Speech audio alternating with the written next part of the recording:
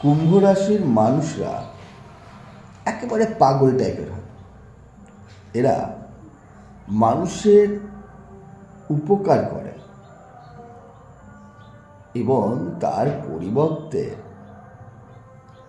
মানুষের কাছে অপকারটা পাওয়ার জন্য তারা সবসময় তৈরি থাকে।